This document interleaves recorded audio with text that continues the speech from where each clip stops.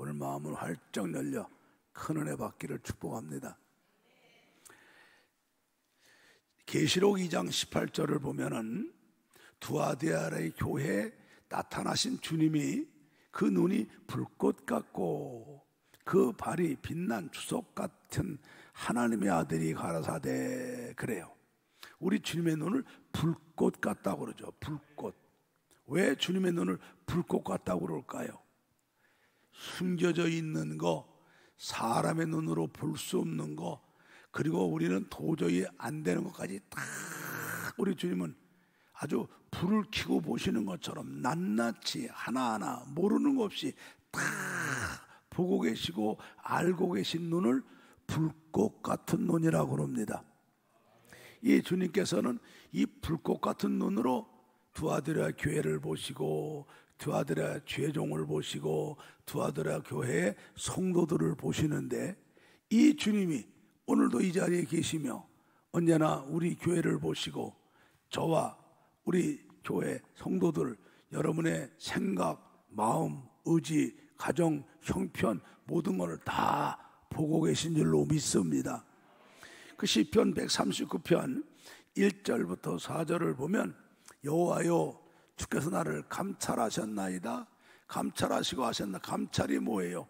현미경으로 보는 것처럼 나를 낱낱이 살피고 보고 계시다는 얘기예요. 주께서 나의 앉고 일어섬을 하시며 멀리서도 나의 생각을 통촉하시고, 통촉은 뭐예요? 불을 후라시를 비치고 깊은데 어두운 데까지 속속들이 다 보는 게 통촉이에요. 나의 생각을 통촉하시오며 나의 길과 나의 눕는 것을 감찰하시며 나의 모든 행위를 익히 아시오니 여호와여 내 혀의 말을 알지 못하는 것이 하나도 없으시니이다. 아멘. 우리 하나님은 나의 모든 걸 다 아셔요. 우리는 나도 날 몰라요. 내 속에 어떤 재능이 있는지도 모르고, 나의 운명이 어찌 될지도 모르고, 나의 장래가 어찌 될지도 몰라요. 그리고 내 신체에 머리카락도 몇 개 있는지 모르죠. 그러나 우리 주님은 내 머리카락이 몇 개 있는 것도 아시고, 나를 모태에서 어떻게 만드셔서 내 속에 얼마나 재능이 있는 것도 아시고, 성품이 어떤 것도 아시고, 기질이 어떤 것도 아시고, 나의 모든 것 다 아시죠. 나의 만남, 나의 발걸음, 나의 형편과 처지, 내 생각과 마음, 내 모든 것 다 아셔서 나에 대해서 모르는 것이 하나도 없는 줄로 믿습니다. 그래서 이런 하나님 앞에 우리가 서는 거기 때문에 우리는 인격적으로 내 스스로 잘못된 것을 진실하게 회개해야 용서받고, 내 부족한 것 진실하게 인정하고 고백해야 하나님의 은혜를 받는 줄로 믿습니다. 우리 하나님은 불꽃 같은 눈으로 오늘도 우리 교회 또 저와 여러분들의 모든 것을 다 보고 계신 줄로 믿습니다. 자, 그런데 우리 주님이 특별히 예수 믿고 구원받은 하나님의 자녀들에게 특별히 보시는 게 있어요. 뭘 보시느냐? 마음의 중심을 보셔요. 사무엘상 16장 7절의 말씀을 같이 읽습니다. 여호와께서 사무엘에게 이르시되 그 용모와 신장을 보지 말라. 내가 이미 그를 버렸노라.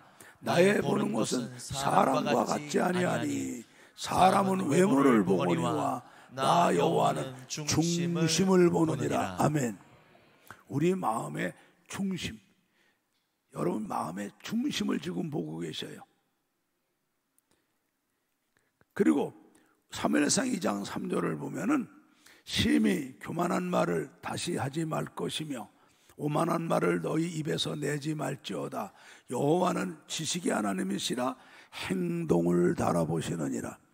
우리 행동도 주님은 다 보고, 어떤 믿음으로, 어떤 마음으로, 어떤 의지로, 어떤 목적으로 어떻게 하는가를 우리 행동의 중심도 달아보고 계신 줄로 믿습니다. 오늘 여러분들 다 우리를 이렇게 보고 계셔요. 그리고 우리 믿음도 행함으로 어떻게 행하느냐를 보고 계시죠. 오늘 마가복음 우리가 2장 1절부터 5절을 봤는데, 예수님이 가버나움에 들어가시죠. 가버나움은 갈릴리 호수 옆에 있는 갈릴리 지역의 수도예요. 여기 분봉왕 헤롯의 작은 아들이 빌립이 있는 곳이죠. 가버나움에 들어가시니까 예수님이 오셔서 어느 집이 들어갔다 하는 소문이 들리니까 그 지역에 많은 사람들이 예수님 보러 옵니다. 예수님 말씀 들으러 오고 예수님 앞에 문제 해결받으라고 오죠. 얼마나 사람들이 모였는지 집안에도 꽉 차고, 예수님이 계신 문 앞에도 용신할 수 없어. 용신할 수 없다는 말은 옛날 용어예요. 여러분 시내버스 옛날에 만원 버스 타면은 내가 있는데 가방을 들은 손을 뺄 수가 없잖아요. 사람이 많이 밀어갖고. 그냥 얼마나 사람이 많은지 자기 몸도 가눌 수 없을 정도로 막 모여 있는데 예수님께서 그들에게 천국 복음을 말씀하셨죠. 자, 그때 그 동네에 사람들이 한 중풍병자를 예수님에게 데리고 오는데, 이 중풍병자가 병이 중해갖고 걷지도 못하고 자기 몸도 못 가누는데 그 가족들, 형제들, 이웃과 친척들이 이번에 예수님이 오셨으니까 이 절호의 기회 놓치면 안 된다. 이 사람 예수님한테 데려가면은 예수님이 반드시 고칠 거니까 예수님한테 데려가자. 그런데 이 사람이 병이 중해서 자기 몸도 못 가누고 걸을 수 없으니까 이 사람이 누워있는 침대를 메고, 네 사람이 메니까 여러분 생각해 보세요. 침대를 네 사람이 메면 얼마나 가겠어요? 아마 여기서 우리 저 문 나간 맘바 가면은 교대해야 될 거예요. 그러니까는 사람들이니까 몇 명인지 모르지만 이 침대를 맨 사람이 4명이고 교대하는 사람들하고 가족들 합치면 아마 12명 내지 한 20명 되는 사람이 이 사람을 데리고 예수님께로 왔죠. 와 보니 5절 보니까 얼마나 사람이 많아요. 집안에도 사람이 많아서 밖에도 사람이 많아서 용신할 수 없는데 포기할 수 없죠. 예수님이 오셨는데 이 절호의 기회를 놓치면 안 되죠. 이 사람을 갖다가 주님 앞에 갖다 놓으면 고칠 거니까 믿음을 갖고 이 사람들이 메고 나왔는데 사람들이 많으니까 포기하지 않고 이 사람들이 그 예수님이 계신 집 지붕으로 올라가서 지붕을 뜯어갖고 구멍을 내고 중풍병자의 누운 그 침대를 내려보냈다 그랬어요. 여러분 이게 성경 한 구절로 나오지만 이 얘기를 여러분이 잘 듣고 이해를 해야 돼요. 왜냐하면 5절에 보니까 주님이 그들의 믿음을 보시고 고쳐주셨다고 그랬거든요. 근데 이 4절에 보면은 우리나라를 생각하면 안 돼요. 우리나라는 지붕이 초가지붕, 기와지붕에서 이렇게 용마루가 돼갖고 집이 경사가 돼요. 여기에 무슨 침대를 갖고 올라갑니까? 이거는 이 나라는 다 스라브 집이에요. 다 스라브 집이에요. 그 스라브도 이렇게 철근을 가지고 콘크리트에다가 했으면은 못 듣죠. 근데 이 나라는요 비가 많이 안 와갖고 다 진흙으로 스라브를 칩니다. 나무로다가 이렇게 얽어놓고 진흙에다가 지푸레기 같은 거 놓고 해가지고서 이 진흙으로 이렇게 스라브를 치기 때문에 여름에는 아주 시원하죠. 햇빛이 뜨거운 곳이지만 비가 많이 안 오지만 비가 오면은 진흙이 파오면은 금방 다시 진흙으로 발라버리면 또 아주 매콤하게 그런 곳이에요. 그러니까 지붕을 뜯는 거죠. 자, 근데 여러분 보세요. 우리가 이 구멍이 주먹 내려갈 만한 구멍도 그런데 침대째 내려가려고 구멍 뚫으면 지붕을 다 뜯는 거예요. 다 뜯는데 지금 그 아래 예수님도 계시고 많은 사람이 그냥 몸을 가눌 수 없도록 꽉 차갖고 하나님의 말씀을 듣는데 그 지붕을 뜯으면은 여러분 그 먼지하고 흙덩어리가 아래로 안 떨어지겠어요? 아무리 왜 조심하더라도. 그래서 안 떨어지게 뭘 받치고 해도 떨어질 텐데 아무것도 안 받치고 구멍을 뚫으니까 구멍이 뚫을수록 구멍이 점점 커지고 흙이 떨어지니까 그 안에 있는 사람들이 뭐라고 그러겠어요? 이게 5분 만에 뚫었겠어요? 내가 봐도 1시간 내지 2시간은 뚫었을 거예요. 그러니까 예수님이 계신데 이 흙이 떨어지면 죄송하지만은 이 사람들은 이 절호의 기회 예수님 오셨을 때 이 사람 주님 앞에만 갖다 놓으면 주님이 고치니까 그런 열정과 그 사람을 살리려는 마음 가지고 믿음 갖고 좀 뚫는 거예요. 자, 여러분 그때 가만히 있었겠어요? 아래 있는 사람들이 뭐가 떨어지네, 저 뭐야 구멍이 뚫리네, 누가 일부러 뚫래, 사람들이 야 먼지 떨어져 여기 예수님 계셔 하지 마라 그랬겠죠. 집주인은 가만히 있었겠습니까? 고함을 지르고 올라가서 이 사람들이 남의 집을 망친다고 뭐 하는 거냐고 그랬겠지만 이 사람들이 그렇다고 중단한 게 아니잖아요. 내가 보면 그랬을 것 같아요. 한 20명 정도가 이 사람을 침대하고 메고서 교대로다가 가족까지 왔으니까 이 옥상에 올라가서 지붕을 뜯는 사람들은 계속 뜯으면서 분담을 했을 것 같아. 올라가는 계단을 막고 못 올라오게 막으면서 미안하다고 죄송하다고 그래 이거 이 사람 고친다면은 다 수리해주고 변상해주고 집사람은 사겠다고 죄송하다고 미안하다고 막 그러면서 한 옆에서는 계속 뚫었을 것 같아요. 그러니까 집주인이 가만히 있었겠어요. 고함을 지르고 욕을 하고 뭐 일가 친척 불러 올라가서 벨지다 해도 끝까지 그 사람들을 못 올라가게 설득하며 구멍을 크게 뚫어갖고 그 사람을 침대에 눕히니까 끈을 매달아서 떨어지지 않도록 하면서 내려보내면서 예수님 이 사람들 고쳐주세요. 그럴 때 5절에 뭐래요? 예수께서 저희의 믿음을 보시죠. 여러 사람의 믿음을 보시죠. 그리고 중풍병자에 이르시되 소자야 네 제삼을 받았느니라 하시고 죄 먼저 사해 주시고 네 자리를 들고 걸어가라 고쳐주신 줄로 믿습니다. 그 주님은요 오늘도 불꽃 같은 눈으로 특히 예수 믿고 구원받은 하나님의 자녀들을 보시는데 뭘 보시느냐? 우리 마음의 중심 보시고 우리 행동 어떤 믿음과 어떤 믿음의 중심을 갖고 하느냐 행동도 알아보시고 우리 믿음 어떤 믿음으로 어떻게 행하고 있느냐 믿음의 행함을 불꽃 같은 눈으로 보고 계신 줄로 믿습니다. 여러분 잘 들으셔야 될 게 있어요. 우리는 내가 생각하고 알고 있는 게 믿음인 줄 알아요. 그건 믿음이 아니에요. 생각이죠. 여러분 속에 있는 지식이죠. 지식이 믿음이 아니에요. 내 마음속에 여러분이 갖고 있는 게 믿음인 줄 알아요. 그 믿음 아니에요. 갖고 있는 마음이죠. 우리가 신앙생활을 제대로 못해서 목사가 왜 주일을 범해? 그럴 일이 있었어요.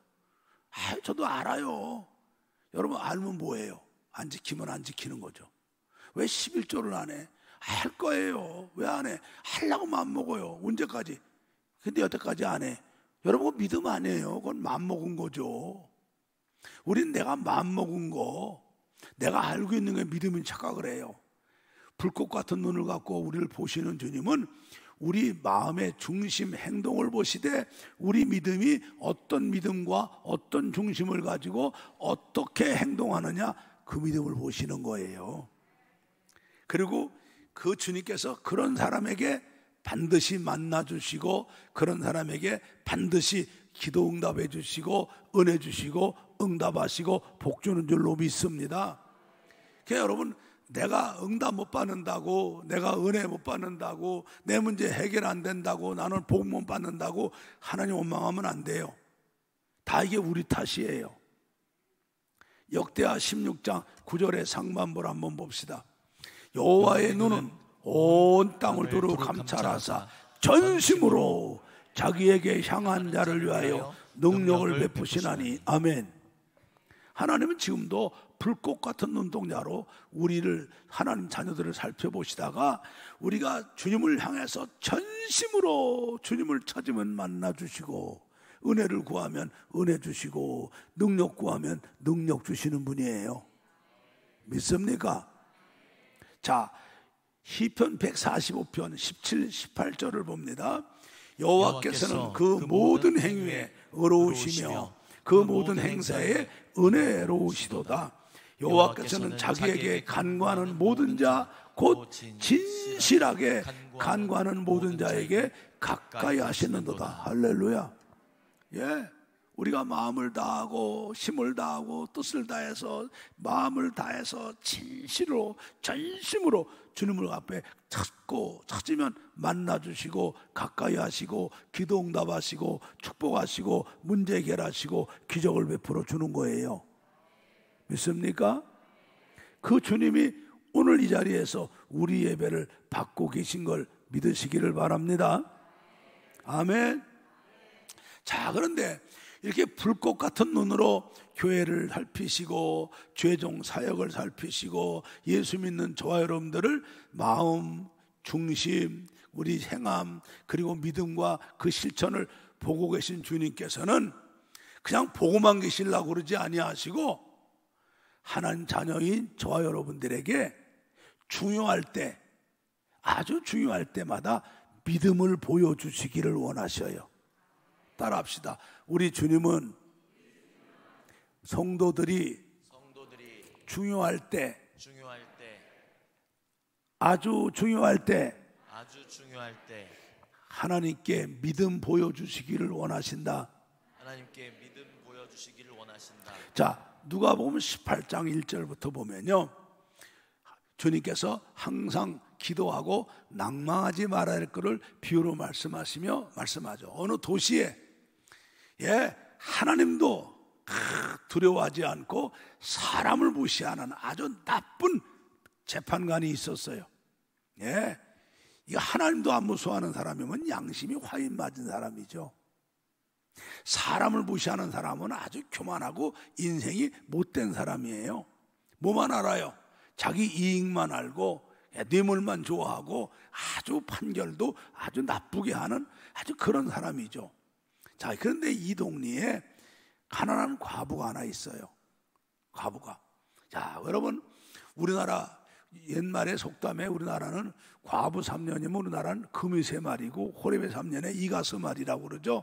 근데 이 성령이 나올 때쯤에 여자들 과부는요, 남자가 죽으면 모든 권리를 다 잃어버려요.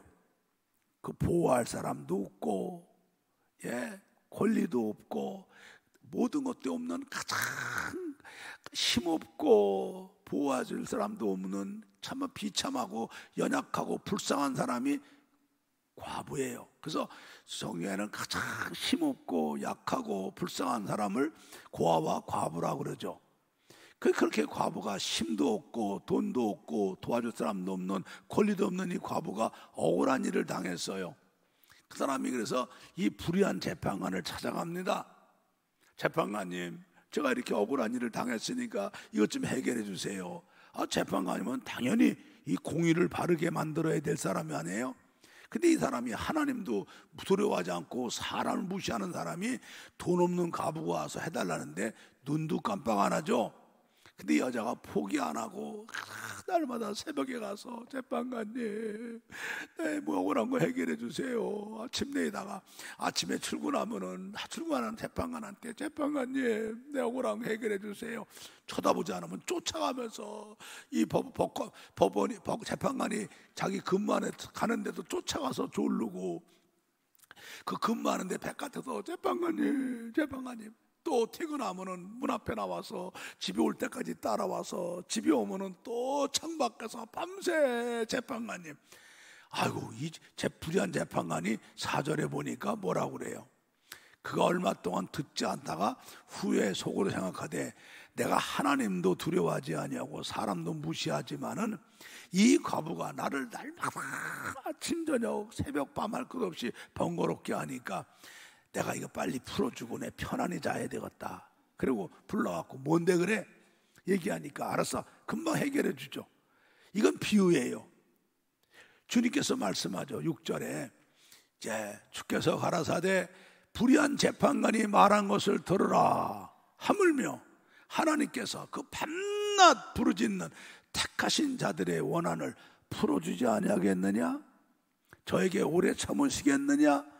내가 너에게 이르노니 속히 그 원한을 풀어주리라. 할렐루야. 그러면서 그러나 인자가 올 때에 세상에서 이런 믿음을 보겠느냐? 보겠느냐? 이 말은 뭐예요? 너희들이 나한테 그런 믿음을 보여줘야 되지 않겠냐 이 말이에요.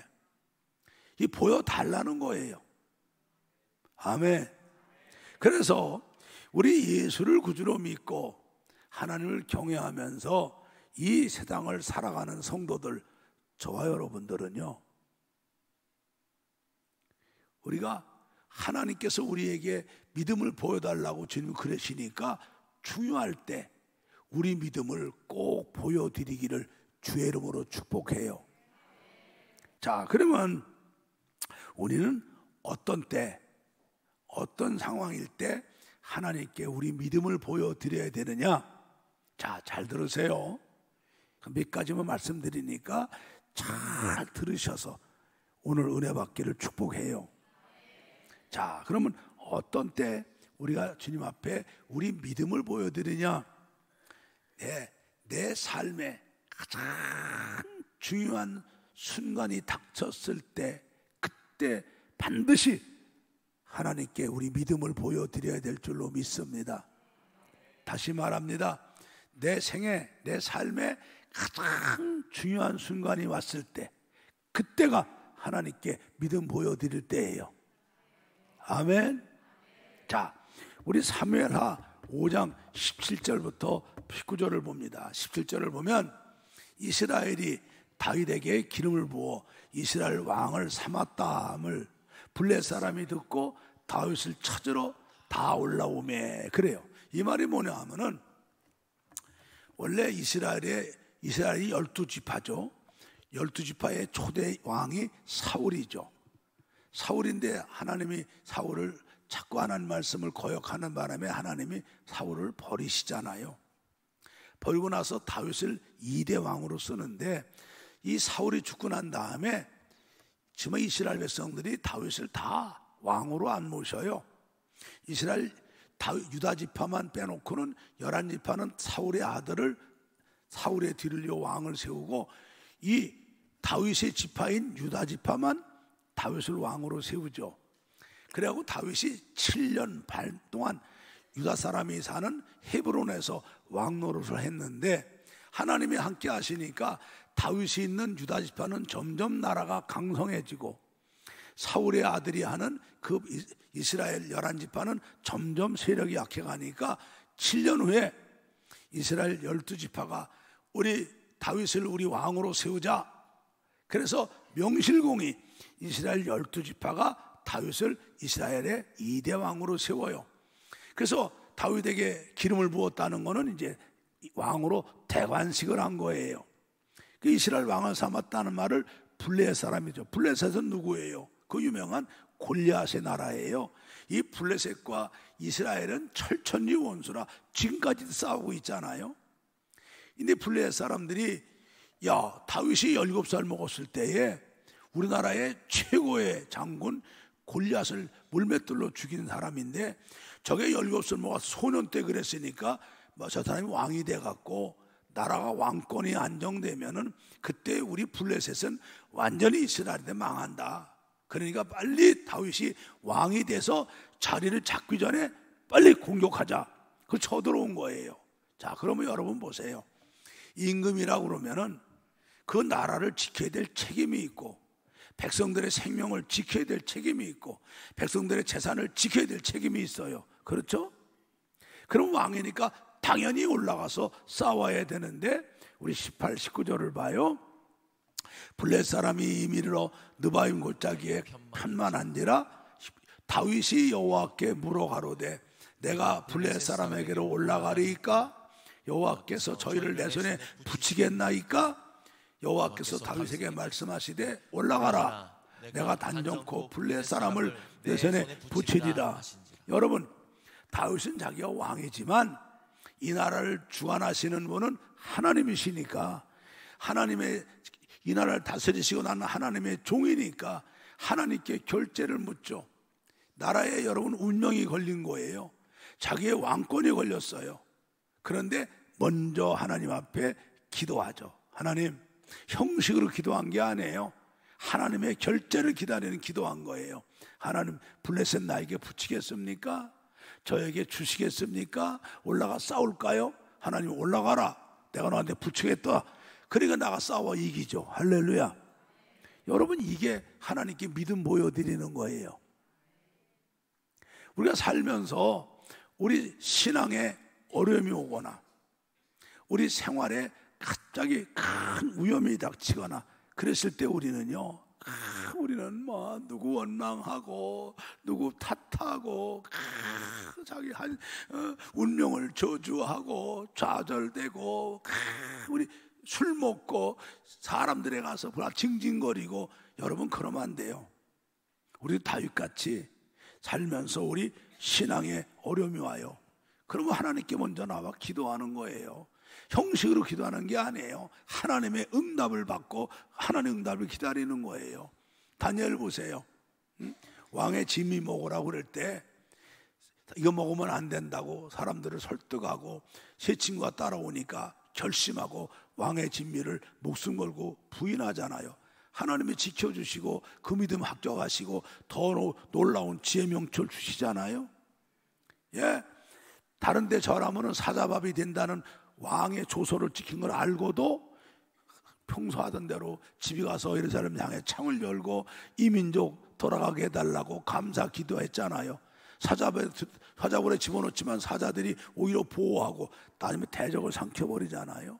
세 친구는요, 그 7배나 뜨거운 풀벌하세도 담대하잖아요. 그게 믿음 보여드린 거예요. 예, 우리도 믿음 보여드려야죠. 우리 생활에 삶의 중요한 순간이 와요. 여러분, 결혼식을 한다, 개업을 한다, 예, 여러분 뭐 중요한 걸 시작한다. 가장 먼저 하나님께 예배 드리고 하나님의 은혜 받고 축복 받고 하나님 말씀으로 시작해야죠. 제가 얘기 안 합니까? 평신도 때 오살리 금식기도에 기도하러 올라갔다고요. 여름에. 그때는 한국교회가 부흥돼 갖고 산상 집회가 그냥 거물마다 맺을 때인데, 오살리 기도원에서 금식하러 온 사람이 많으니까 수용을 못하고 야산을 다 깎아갖고 1만 명 들어가는 텐트 예배당을 만들었더라고요. 천막으로.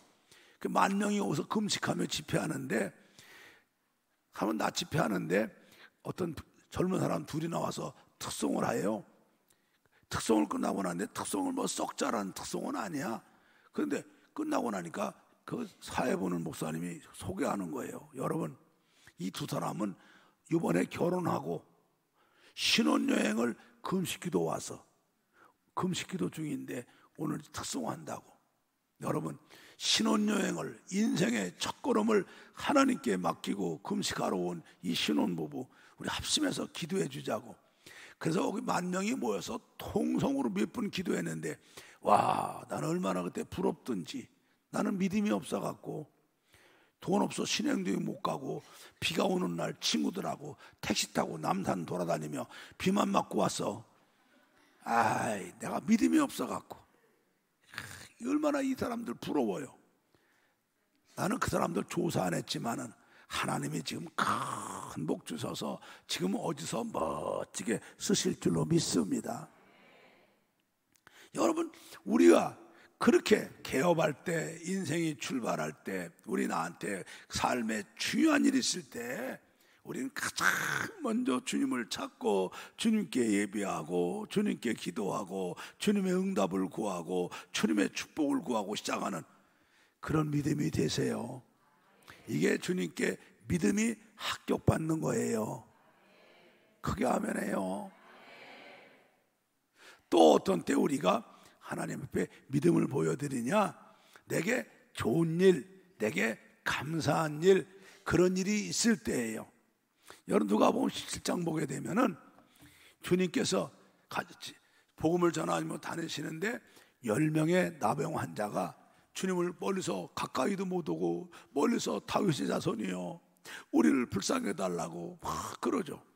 주님께서 그들을 불쌍히 여기시고 가서 제사장한테 보여라 그래요. 레위기를 보게 되면은 이 나병환 생기면 반드시 제사장한테 가서 보여야 돼요. 그럼 제사장이 성경에 나온 방법으로 그 사람이 나병 환자인가 아닌가 테스트해서 나병 환자면 그 길로 그 사람은 집이도 못 가고 격리돼 갖고 있어야 돼요. 근데 그 중에서 10,000명이 하나, 10만 명이 하나 조금 난 증상이 있으면 제사장한테 보이면 또 제사장이 성경 말씀대로다가 이렇게 그 사람의 병을 갖다 확인해 갖고 낫다 그러면 하나님께 예물 드리고 그때 집으로 가는 거거든요. 10명에게 가서 제사장한테 보여라. 그럴 때 이 사람들이 주님 말씀 순종하고 가다 보니까 나은 거예요. 특별히 나병은 그냥 부스럼이 나갔고 여기 가렵고 피가 나고 나중엔 마디가 끊어지는 거 아닙니까? 가다 보니까 쑤시는 게 없어지고 깨끗이 났어요. 그랬더니 9명은 너무 좋아서 그 길로 제사장한테 보이러 갔지만 사마리아 사람 하나는 가던 길을 멈추고 하나님께 할렐루야 영광 드리고 돌아와서 주님 발 앞에 엎드리죠. 엎드려갖고 주님께 감사해요, 주님 고마워요 막 감사 사례할 때 주님이 물으시죠. 너희 중에 10명이 고침받지 않았느냐? 나머지 9은 어디 갔느냐? 주님은 뭘 요구하세요? 그 감사한 일이 있을 때, 좋은 일이 있을 때 가장 먼저 주님 앞에 나와서 나를 고쳐주신 거 감사하고 그 감사하는 믿음을 보이라는 거예요. 할렐루야. 그래서 그 다른 사람들은 그 병만 낫지만 주님 앞에 와서 감사하는 믿음을 보인 그 사람에게 주님이 가라, 네 믿음이 너를 구원했으니 편안히 갈지어다. 영혼도 구원받고 영생 얻는 복도 받은 줄로 믿습니다. 그래서 우리는요, 우리에게 감사한 일이 있어요. 우리 아들이 초등학교 합격을 했어요. 사법고시 합격을 했어요. 우리 새 집을 샀어요. 새 집을 입주합니다. 그리고 우리 집이 그동안 막던 문제가 해결받았어요. 큰 복을 받았어요. 여러분, 그러면 제일 먼저 하나님께 나와서 몸과 마음을 예물 드리며 하나님 감사해요, 고맙습니다, 이 주신 것 갖고 더 믿음을 잘하겠습니다. 그래야 믿음이 합격받는 거예요. 그런데 우리 교인들도 보면요, 좋은 일이 있었다는데 교회 안 나와, 일주일 안 나와, 2주 안 나와, 3주 안 나와서 내가 신방 담당들 보고 왜 안 나오냐 했더니, 야, 이번에 좋은 일이 많아갖고 해외여행 갔대요. 아이, 진짜예요, 정말로다가.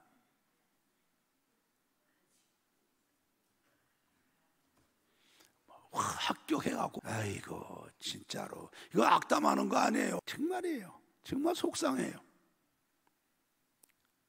여러분, 올림픽에서 금메달 땄어요. 그래갖고 메달 걸치게 하나님께 영광 올리고 인터뷰할 때 내가 오늘 된 건 하나님의 축복입니다, 하나님 감사합니다, 영광 올리면 얼마나 좋아요. 맞죠? 여러분, 우리가 이 좋은 일이 있을 때, 내게 감사한 일이 있을 때에 우린 가장 먼저 주님 앞에 나와 주님께 몸과 마음 예물 드리며 감사하고 영광 올려드려서 우리 믿음 합격받기를 주의 이름으로 축복합니다. 축복합니다. 또 보세요, 여러분. 그런데 여러분, 우리가 한국이 의료보험이 얼마나 잘 돼 있어요. 요즘에는요, 의료보험은 나의 목자시니 내게 부족함이 없으리로다야. 이제 조금만 아프면 그냥 병원 문턱이 얕으니까 그냥 병원에 찾아가. 여러분, 가보세요. 우리가 병원에 가면 의사들은 입원하라고 그러고, 약국 가면 약 먹으라고 그러고, 변호사한테 가면 고소하라고 그러고, 목도방 가면 팔라고 그래요. 여러분, 우리가 병이 있을 때에도 성경에 봐요. 뭘 했나 봐. 야고보 5장 13, 14절을 봐요.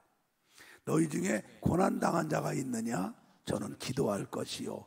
즐거워하는 자가 있느냐? 저는 찬송할지니라. 너희 중에 병든 자가 있느냐? 저는 교회의 장로들을 청할 것이요.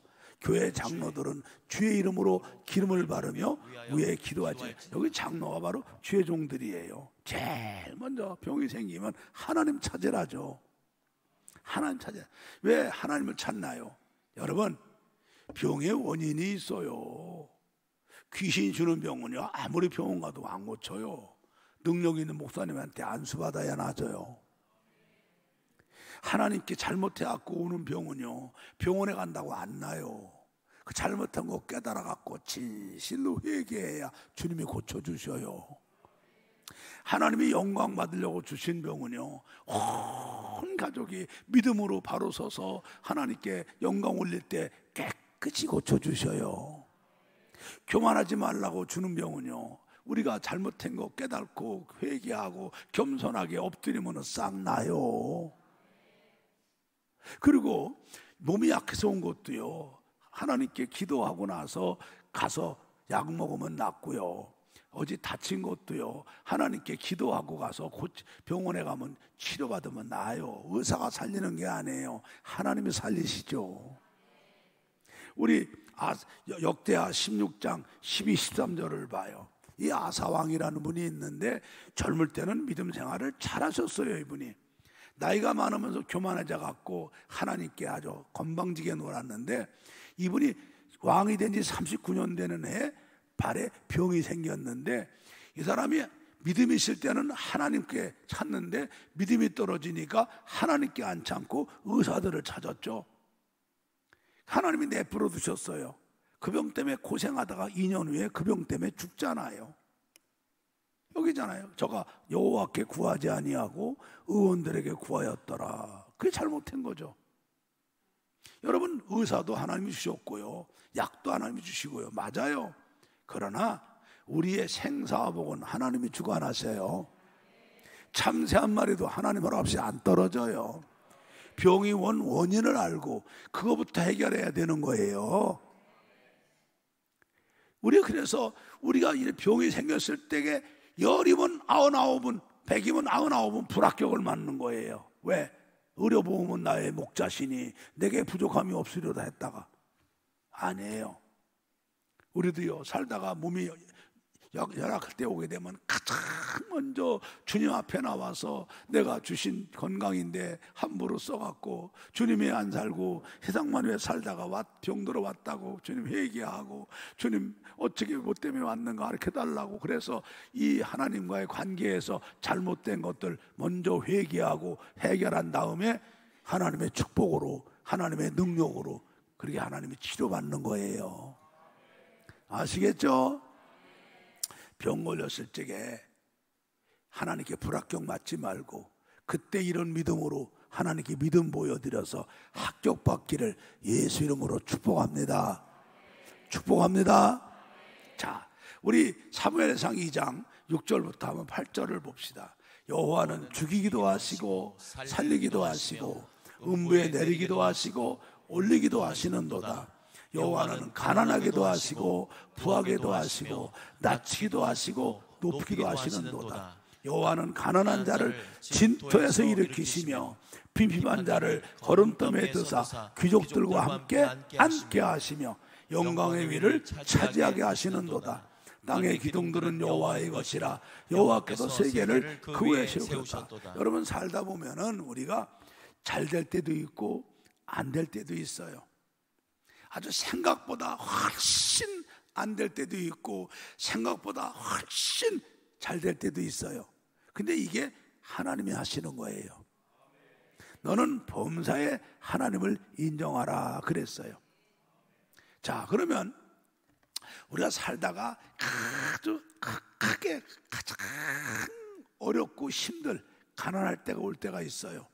우리는 그때 되면요, 우리는 누구 원망합니다. 내가 부모를 잘못 만나서 나는 마누라 복도 처가 복도 없고 누구 원망하고, 세상을 탓하고 자기를 사기친 친구를 원망하고 술이나 먹고 낙심하고 이런 짓 하면 그 사람은 평생 거기서 해결 못하고 그냥 주저앉아 말아요.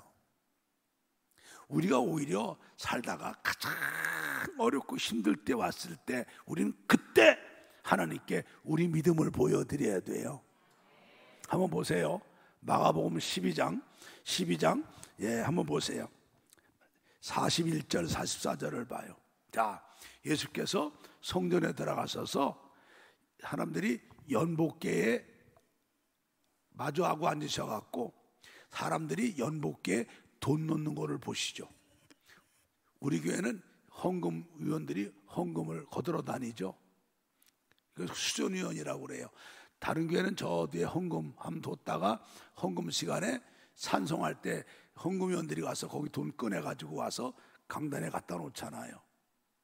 내가 영국에 집회를 갔죠. 2002년도에 스코틀랜드 갔더니만은 내가 이제 강탈하고 왔는데 헌금함이 여기 있더라고. 여기 요 앞에 있고, 성가대가 헌금 찬송할 때 사람들이 모두가 이렇게 헌금을 챙겨가지고 요래 하고 쭉 줄 서 나와갖고 헌금을 놓고 들어가더라고요. 근데 그때 한 5살, 6살 먹은 남자애, 그 애들이, 외국 애들이 이쁘잖아요. 어른들 소유의 헌금을 들고 나오더니만 내가 보니까 날 보고 씩 웃더니 걷어 넣고 가는데 얼마나 그게 이쁘던지. 그때는 그 핸드폰에 그 카메라가 장착이 안 돼서 몰라, 강단에 올라가니까 핸드폰도 안 갖고 왔지만 그 하나 찍었으면 내가 두고두고 봤을 텐데 지금도 눈이 선해요. 우리 교회도 그렇게 너무 좋을 것 같아. 누가 헌금했나 안 했나도 보고. 우리가 헌금위원들이 다니는 거는요, 헌금하라고 다니는 거예요. 우리가 하나님께 예배드려 나오면은 우리가 3가지를 해야 돼. 여러분이 뭐예요? 감사와 찬송이에요. 그리고 기도예요. 그 다음에는 헌금이거든요. 헌금은 예배의 필수예요. 새로운 사람이니까 몰라 그렇죠. 교회 다니는 사람들은 절대 빈손 갖고 예배 드리면 안 되는 거예요. 늦게 왔다고 헌금 시간 지났다고 시침에 딱 뛰고 오늘 돈 벌었네. 에이, 돈 번 거 아니요. 복 못 받고 가는 거죠. 알겠어요? 그런데 주님이 돈 넣는 걸 보시는데 여러 부자는 돈을 많이 넣죠. 그런데 한 가난한 가문은 와서 2 렙돈, 곧 한 고드란트를 넣었다고 그래요. 여러분, 렙돈은 뭐냐면요, 은화야, 은화. 금으로 만든 돈은 금하고 은으로 만든 돈은 은화죠. 은화의 상징이 넵돈이에요. 은으로 만든 동전이죠. 구리로 만든 거는 우리가 동전이라고 그러잖아요. 제일 싼 돈 아니에요. 은으로 만든 거니까 아무리 은이 싸도 요만한 은화니까 못 가도 이게 몇만 원은 가요. 2개라고 그러면 한 6, 7만 원 내지 많으면 10만 원 돈 될 만한 그런 돈인데 이 사람이 누는데 43절을 보세요. 예수께서 제 아들을 다 오라고 부르시죠. 그러시더니만은 내가 진실로 너희에게 이르노니 이 가난한 과부는 연복기에 이 헌금하는 사람들 어느 사람보다 많이 넣었다고 주님이 칭찬하시죠. 왜? 다른 사람들은 다 부자니까 생활비 중에 풍족한 중에 일부를 드렸지만 부자니까 이만큼 드려도 자기 부자에서는 얼마 안 되는 거지만 이 여자는 구찬 중에서 자기의 모든 소유 생활비 전부를 넣었으니까 가장 많이 한 거라고. 그 형편과 처지를 아시는 주님이 그 중심을 보시고 칭찬해 주시죠. 여러분, 구차가 뭐예요? 구차가, 밥을 먹어도 구차하게 먹는 거는 뭐예요? 날마다 끼니를 못 끓여 먹고 남한테 얻어 먹고 남한테 구워 먹고 남 먹은 거 부스러기 주워 먹고 그게 구차하게 사는 거야. 이 사람이 그렇게 가난하고 힘든 사람인데 자기 생활비 전체를 다 넣은 거예요. 여기 성경은 안 나왔지만 이 사람은 여기서 믿음이 하나님께 합격하죠. 주님께서 이 사람은 이 극한 가난에서 벗어나게 해주시고 부유하게 해줄 줄 난 믿어요. 아멘. 그래서 여러분, 고린도후서 보게 되면은 바울이 고린도 교회를 칭찬하잖아요. 왜?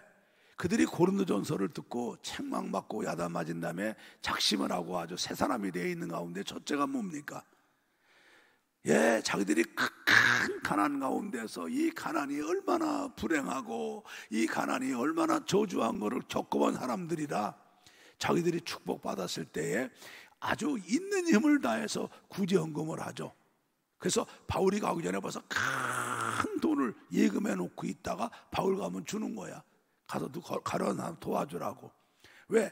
극한 가난을 겪어본 사람들이 극한 가난이 얼마나 힘든 걸 알기 때문이거든요. 아멘. 아멘. 여러분 잘 들으세요. 그래서 내가 지금 살다가 가장 실패하고 가장 밑바닥에 왔어요. 그때 여러분, 주님 앞에 이 가난한 과부가 생활비 전체를 드리는 것 같은 이런 믿음들을 행함으로 보여주셔서 합격받길 바래요. 그러면 여러분, 주님이 그 문제 그냥 뒤집어 주셔요. 그 다음부터는 부유하게 만들어 주셔요. 믿습니까? 이 비밀을 모르고요, 나는 돈 없다고 실패했다고 날마다 남한테 얻어먹으려고 그러고 얻어먹으면서 왜 작년엔 많이 주고 올해는 조금 주냐고, 여러분 평생 가난 못 면합니다. 여러분 저주 못 면해요. 가난은 저주예요. 자랑 아니에요, 여러분. 그 가난 저주에서 벗어나려면 그 극한 가난에서 여러분이 이런 믿음을 보여주시기를 주의 이름으로 축복해요. 아멘. 또 여러분이 잘 될 때 있어요. 상상을 초월하게 나도 모르게 어마어마하게 잘 될 때 있어요. 그럼 아까 얘기했잖아요. 가족들하고 해외여행 가고 빈스 자가용 꺼내고 명품 가방에다 명품 옷 입고. 여러분 그러면 하나님께 불합격이에요. 얼마 후에 하나님 다 걷어가 버려요. 다시는 안 줘요 그 사람. 자 보세요. 우리 고린도후서 9장 6절부터 8절을 봅시다. 이것이 곧 적게 심는 자는 적게 거두고 많이 심는 자는 많이 거둔다 하는 말이로다. 각각 그 마음에 정한 대로 할 것이요 인색함으로나 억지로 하지 말지니 하나님은 즐겨내는 자를 사랑하시느니라. 하나님이 능히 모든 은혜를 너희에게 넘치게 하시나니 이는 너희로 모든 일에 항상 모든 것이 넉넉하여 모든 착한 일에 넘치게 하려 하시며. 여러분 착한 일이 뭐예요? 주의 일이에요. 신앙생활 잘하고 교회를 섬기고 전도하고 구제하고 선교하고 건축하고 봉사하고 할렐루야. 하나님이 나에게 갑자기 어마어마한 복을 주시면 하나님이 드디어 나를 통해서 이 축복 가지고 지혜라라고 그러시는구나. 그래서 그냥 그 일 갖고 그냥 그동안 못했던 주의 일 그냥 마음껏 하는 거예요. 구제하는 데 쓰고 선교하는 데 쓰고 건축하는 데 쓰고 할렐루야. 그게 하나님께 합격받는 거예요. 그 믿음이 하나님께 합격받는 믿음이에요. 그러면 하나님이 또 주시죠. 창세기 22장 한번 15절부터 봐요. 하나님께서 아브라함에게 믿음을 시험하시려고 백세 난 아들 이삭을 번제로 바치라고 그러죠. 그때 아브라함이 하나님의 약속과 능력을 믿고 하나님을 사랑하니까 백세 난 아들 이삭을 모리아산에 가서 번제로 바치려 할 때 하나님께서 아브라함을 부르시고 네가 네 아들 백세 난 아들 독자 이삭도 아끼지 않고 내게 번제로 드는 거 보니까 네가 나를 경외하는 줄 이제 알았다고 칭찬하시고 주님이 여호와 일에 예비하신 양으로 번제 드리게 하시죠. 자, 번제를 마치고 났을 때 하나님이 아브라함을 부르십니다. 아브라함에게 두 번째 불러가라사대 여호와께서 이르시기를 내가 나를 가르쳐 맹세하노니 네가 이같이 행하여 네 아들 내 독자를 아끼지 아니하였은즉 내가 내게 큰 복을 주고 내 씨로 크게 성하여 하늘의 별과 같고 바닷가의 모래와 같게 하리니 내 씨가 네 대적의 문을 얻으리라. 또 내 씨로 말미암아 천하 만민이 복을 얻으리니 이는 내가 나의 말을 준행하였음이니라 하셨다 하니라. 하나님이 아브라함에게 더 큰 복을 주시죠. 여러분 하나님이 우리 믿음 보시고 합격하시면 상상도 못하는 거 주시는 거예요. 할렐루야. 그래서 하나님이 영광 받으시고 나를 더 축복의 도구로 쓰시는 거예요. 하나님 우리 믿음만 보여달라는 게 아니에요. 하나님이 우리가 중요한 일 있을 때, 가장 큰 일 있을 때 먼저 하나님을 찾고 하나님의 응답을 구하고 하나님의 뜻대로 해결할 때 하나님이 다윗을 어디로 가든지 이기게 하시는 것처럼 해주시는 거고요. 자신의 좋은 일이 감사하실 때 가장 먼저 주님 앞에 나가 감사하고 영광 올리면 하나님이 더 좋은 것 주시고요. 병 들었을 때 가장 먼저 주님 찾고 하나님 앞에 이게 왜 왔는가를 기도하며 회개해서 원인을 찾고 주님과의 문제 해결하기만 하면 하나님이 강건하게 해주시고요. 그리고 우리가 큰 어려움이 왔을 때는 그때 이 가난한 과부처럼 자기의 있는 걸 하나님께 다 드리며 믿음 합격받으면 그 문제가 축복으로 바뀌어요. 부여할 때는 하나님과 같고 마음껏 죄라 합격받고요. 그럼 또 주시고 더 주시고요. 할렐루야. 자, 우리 갈라디아 3장 9절을 한번 봐요. 갈라디아 3장 9절을 봐요. 자, 읽습니다. 시작. 그러므로 믿음으로 말미암은 자는 믿음이 있는 아브라함과 함께 그렇죠. 복을 받느니라. 하나님은 이 아브라함같이 믿음으로 살아 하나님께 합격받는 사람은 아브라함과 함께 아브라함의 복을 주시는 거예요. 바로 아브라함에게 이 믿음 합격하고 아브라함의 복 주셨던 하나님이 오늘 이 자리에 계시잖아요. 할렐루야. 믿습니까? 자, 그러면 이제 말씀을 마무리합시다. 여러분, 사도행전 1장 7절을 봐요. 가라사대 때와 기한은 아버지께서 자기의 권한에 두셨으니 너희 알 바 아니요. 여러분, 이 때와 기한은 하나님이 창세기 1장 14절에 하나님이 해와 달을 만드시고 큰 광명으로 낮을 주관하게 하고 작은 광명 달로 밤을 주관하게 하며 1년 12달 봄, 여름, 가을, 겨울 하루 24시간 365일 시간과 때와 시기를 만들어 주셨어요. 믿습니까? 이 때와 기한은 다 하나님이 주관하시는 거예요. 2023년도 하나님이 주관하셔도 우리에게 주신 줄로 믿습니다. 자, 그리고 마태복음 10장 29절을 보면은 참새 2마리가 한 앗사랴원에 팔리는 것이 아니냐? 그러나 너희 아버지께서 허락지 아니하시면 그 하나라도 땅에 떨어지지 아니하리라. 여러분, 이 땅에 되어지는 모든 일은 참새 한 마리 떨어지는 것도 하나님의 섭리와 하나님의 역사 안에 주관 안에 되어지는 줄로 믿습니다. 그 이 세상에서 우연이 없어요. 우연이 없는 거야. 그러면 하나님이 2023년도를 우리에게 새 일을 행하셔서 우리를 통해 영광 받으려고 새해를 주신다고 약속하셨어요. 믿으시죠? 그 새 일은 우리가 평소에 상상도 못했던 것고 엄두도 못 냈던 어마어마한 일을 하나님 우리를 통해 행하시려고 쌓아두신 은혜와 축복이 어마어마하다고 그랬어요. 주일은 하나님이 정하신 날이야. 이날 우리를 위해서 십자가에 죽으셔서 우리를 억만제약 가운데 구원하시고 사망권세 깨뜨리고 부활하셔서 예수 믿는 우리에게 죄 사함 받고 의롭다함을 받고 하나님의 자녀가 되게 하고 영원한 생명을 받게 하고 천국 가게 하신 주님께서 우리에게 감사와 영광을 받으시고 복 주는 날이 주일이잖아. 이건 하나님이 정하신 날이야. 날 중에 가장 귀한 날이죠. 날 중에 가장 존귀한 날이야. 하나님께 영광 드리고 하나님께 예비한 은혜와 복 받는 날이 주일이요.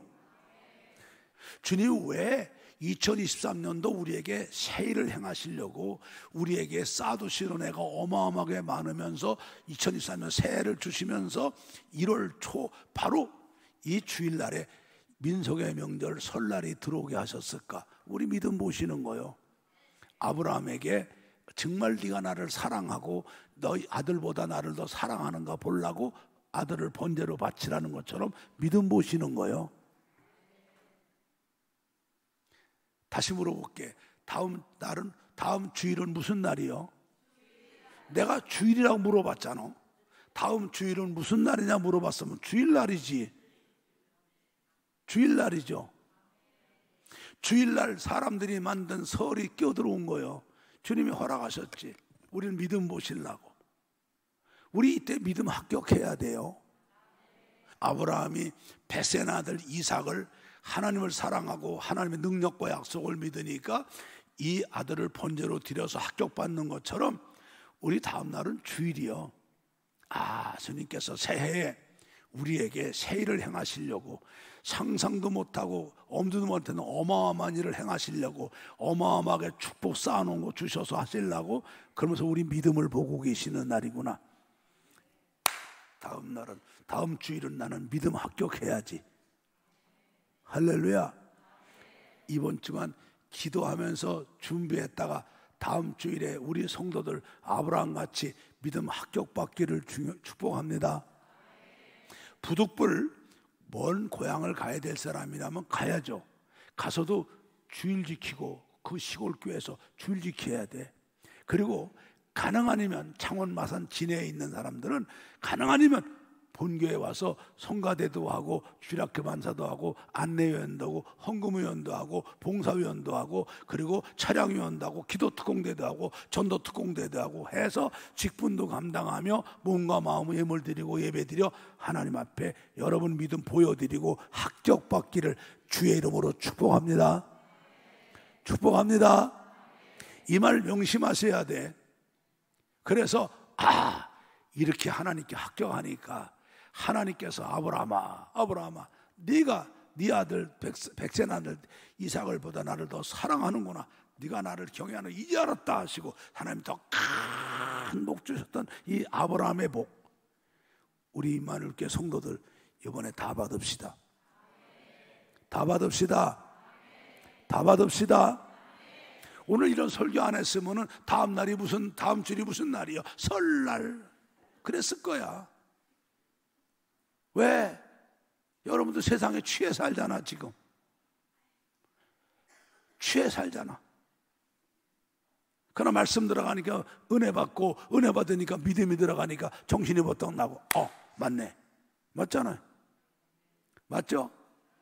그래서 다음 주일날도 주님께 믿음 보여드려서 합격하고 큰 복 받아 2023년 사시거니와 살아가면서 여러분들 삶의 중요한 순간 때, 그리고 감사한 일 있을 때, 몸이 병들었을 때, 극한 가난 속에 있거나 형통함이 있을 때마다, 그때마다 하나님 앞에 믿음 보여드려서 합격받기를 축복해요. 할렐루야. 꼭 그렇게 사시기를 축복합니다. 아멘. 자, 우리 손을 들고 이 말씀 붙잡고 주여 한번 부르고 기도합니다. 기도해서 주님, 오늘 말씀 듣고 정신이 버떡 났습니다. 저는 다음 주일이 설날이라고 그랬는데 설날이 아니라 주일날입니다. 맞습니다. 우리 믿음 합격하겠습니다. 오늘뿐만 아니라 항상 중요한 순간에 주님 앞에 믿음으로 보여드려 합격받고, 주님께서 믿음을 보겠느냐 하시지만 믿음 보여드려 합격받고 더 큰 축복으로 아브라함같이 쓰임받고 사는 쥐가 되고 새야 되겠습니다. 붙잡아 달라고 기도합니다. 주여 하고 기도합니다. 시작.